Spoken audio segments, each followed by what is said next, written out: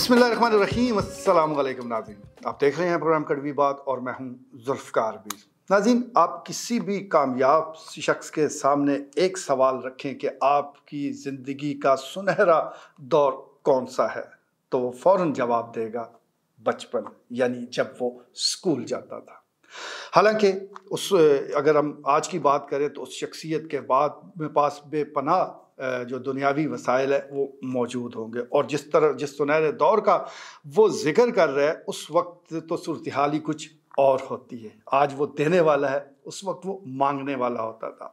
आज वो जी भर के अपनी ख्वाहिशात पूरी कर सकता है, और उस वक्त ख्वाहिशात पूरी करने के लिए उसे ज़िद करना पड़ती थी। लेकिन हकीकत यही है कि जो सुनहरा दौर है वो बचपन का ही होता है, क्योंकि उस वक्त आपको दोस्त वो मिलते हैं जिनकी बुनियाद कोई दुनियावी मकासद नहीं होते, कोई मर्तबा नहीं होता, बल्कि खालिस्तन एक जज्बा होता है दोस्ती का, जिसकी बुनियाद पर आप दोस्त बनाते हैं, और फिर जब तक आप जिंदा रहते हैं वो दोस्तियां बरकरार रहती हैं। भले आप ना मिलें, 40 साल के बाद आपकी मुलाकात होगी तो ऐसा लगता है कि वो जो एक दोस्ती का सफ़र है वो उसी दिन से वो शुरू है और अब तक जारी व सारी है। दोस्ती और बचपन और स्कूल का मैं जिक्र इसलिए कर रहा हूँ कि गुज़श्ता रोज़ एक बड़ी शानदार तकरीब का इनाकाद किया गया निजी मार्की में, और इसमें जो गवर्नमेंट हाई स्कूल नंबर 1 में 1984 मैट्रिक के जो स्टूडेंट थे वो उनका इकट्ठ किया गया। मेज़बानी के फ़राइज़ सर अंजाम दिए ममताज़ समाजी शख्सियत जनाब यूसुफ नवाज़ भट्ट और तहर जावेद कहूट ने, जो ख़ुसूसी तौर पर इस तकरीब में शिरकत के लिए कराची से आए। इसी तरह स्टूडेंट्स में एडिशनल सेशन जज इरफान सईद वो भी इस तकरीब का हिस्सा बने।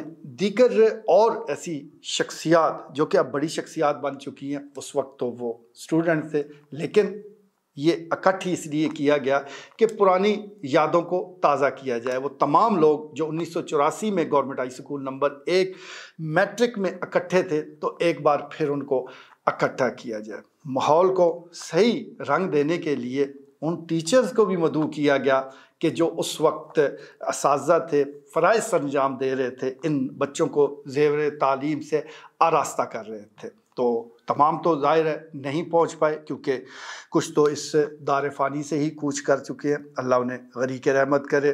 कुछ बीमार हैं, लेकिन जो असातिज़ा इकराम इस तकरीब में पहुँचे उसमें चौधरी मंजूर हुसैन मिन्हाज साहब वो इस तकरीब का हिस्सा बने। बड़े सीनियर टीचर थे, और अब भी माशाल्लाह पूरी तरह जब गुफ्तगू करते हैं तो बंदा बड़े गौर से सुनता है, बहुत फ़ायदा होता है। इसी तरह डॉक्टर आबद कियानी जो मुख्तलिफ़ हैसियतों से महकमा तालीम में खिदमात सर अंजाम देते रहे, गवर्नमेंट हाई स्कूल नंबर 1 से लेकर मुख्तलिफ़ पोजीशन पर उन्होंने फ़राइज़ सर अंजाम दिए, वो भी इस तकरीब में मौजूद थे। इसके अलावा हाफ़िज़ अब्दुल रज़ाक वो भी तशरीफ़ लाए, और उन्होंने भी खूब रंग जमाया। जैसा मैं गुजारिश कर रहा हूँ कि मकसद यही था कि पुरानी यादों को ताज़ा किया जाए, तो फिर खूब ताज़ा किया गया। ताहिर जावेद कहूट, यूसुफ भट्ट ने तकारीर भी की। इसके साथ साथ जहान खान ऑफ मुरीद उन्होंने अपने अंदाज से महफ़िल को गरमाया, कुछ नज़में सुनाई, और इसके अलावा तैर सिकंदर जो कि जिन्होंने कंपेयरिंग के फ़राइज़ सर अंजाम दिए, उनकी तकरीर अपनी जगह मौजूद थी, यानी हर मुकर्रर के बाद वो अपनी हाज़िरी डालते थे। जब बारी आई असातिज़ा इकराम की तो उन्होंने बड़ी पुरमग़ज़ गुफ्तगू की, और उनका ये कहना था कि जो वालिदैन के बाद ये रूहानी जो बाप हैं, यानी असातिज़ा इकराम, ये वाहिद शख्सियत होते हैं जो अपने स्टूडेंट्स की तरक्की पर खुश होते हैं। वैसे तो दुनिया हासदीन से भरी पड़ी है, आपको कामयाबी मिले तो आपके अपने लोग आपके मुखालफ हो जाते हैं, लेकिन ये टीचर है जिसको बेहद खुशी होती है जब भी वो अपने शागिर्द को कामयाबी की मनाज़िल तय करते देखता है, तो उसका जो खून है वो कह लें कि जोश भी मारता है, और खून वो कहते हैं कि बढ़ जाता है। और उसकी बड़ी वजह ये होती है कि उसकी कामयाबी में क्योंकि टीचर का अपना हाथ होता है, तो ये बड़े फ़ख्र की बात है। और वैसे भी टीचर होना ही, उस्ताद होना ही, ये एक बज़ाते ख़ुद एक बड़ा एज़ाज़ है, एक बड़ा मर्तबा है, और ये اللہ کی طرف سے ہی عطا ہوتا ہے۔ میں اپنی بات کروں، مجھے ٹیچنگ انتہائی پسند ہے اور میری بڑی خواہش تھی کہ میں اس شعبے کو جوائن کروں۔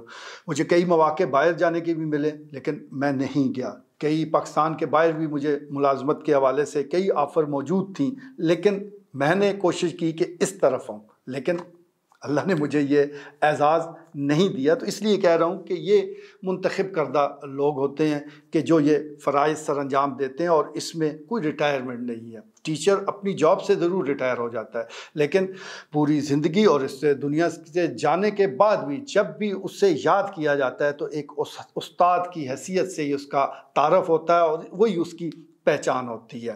اور جس طرح میں گزارش کر رہا ہوں کہ بہت سی باتیں ہوئیں، تقریر ہوئی اور پرانی یادوں کو تازہ کیا گیا، تو ڈنڈوں کا بھی ذکر آیا کہ اس وقت، کیونکہ یہ وہ دور تھا کہ جب استاد مارتے تھے، لیکن ایک بات طے ہے کہ کوئی استاد اپنے شاگرد کو ڈنڈے نفرت سے کبھی بھی نہیں مارتا تھا۔ اس کے پیچھے اس کی محبت، اس کے یہ پریشانی چھپی ہوتی تھی کہ خدا نخواستہ اس کا شاگرد ناکام نہ ہو جائے، تو وہ اس کو کامیابی دلانے کے لیے کچھ ڈنڈوں کا سہارا لیتے تھے۔ تو پھر جنہوں نے وہ ڈنڈے کھائے، آج ہی وہ دیسی انڈے بھی کھا رہے ہیں، آج ہی وہ کامیاب زندگی گزار رہے ہیں۔ تو اس حوالے سے تو ہمیشہ شکر گزار ہونا چاہیے۔ اور جو ٹیچر اس دور کے تھے، انہوں نے عزت بڑی کمائی، انہوں نے ڈر قائم نہیں کیا بلکہ دلوں میں جگہ بنائی، دلوں میں عزت بنائی۔ آج بدقسمتی کے ساتھ چند ایک کو چھوڑ کر اساتذہ اکرام کا ڈر ضرور موجود ہے،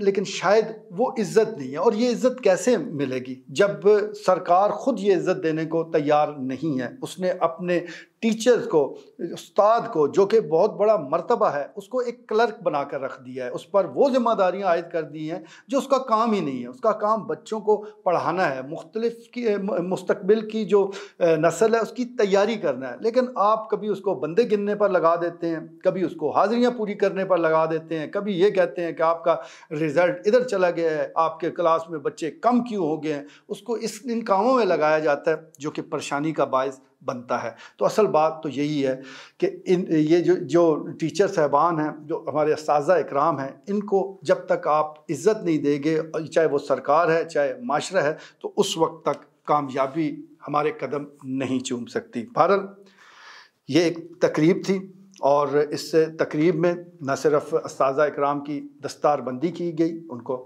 تحائف بھی دیے گئے، ان کی پذیرائی بھی، تقریب پذیرائی بھی بن گئی، اور ساتھ ساتھ وہ 1984 میں جو بچھڑے لوگ تھے، کئی ایسے لوگ تھے کہ جو 37-38 سال کے بعد جن کی ملاقات ہوئی، اور ملاقات کے حوالے سے وہ ایک دوسرے سے پوچھ رہے تھے کہ آپ نے مجھے پہچانا؟ حالانکہ 37 سال کے بعد تو بندہ شیشے کے سامنے خود اگر کھڑا ہو جائے تو اپنے آپ کو نہیں پہچان سکتا، اس نے دوسرے کو کیا پہچاننا ہے۔ لیکن ایک خاص پہچان ہوتی ہے دوستوں کی، اور وہ ہے آپ کی آنکھوں میں جو چمک ہے۔ آپ دوست کو دیکھتے ہی تھوڑی سی آپ کی یادیں تازہ ہو جائیں، اس کے چہرے کو دیکھتے ہوئی جو خاص چمک آنکھوں میں آتی ہے، بس اس سے اندازہ ہو جاتا ہے کہ یہ کوئی پرانا دوست ہے۔ تو یہ دوستیاں اللہ کرے اسی طرح چلتی رہیں، اور یہ جو ہمارے اساتذہ اکرام ہیں ان کا سایہ ہم پر بنا رہے، اور جتنا بھی یہ سٹاف ہے، اب بھی جو لوگ تعلیم کے شعبے کے ساتھ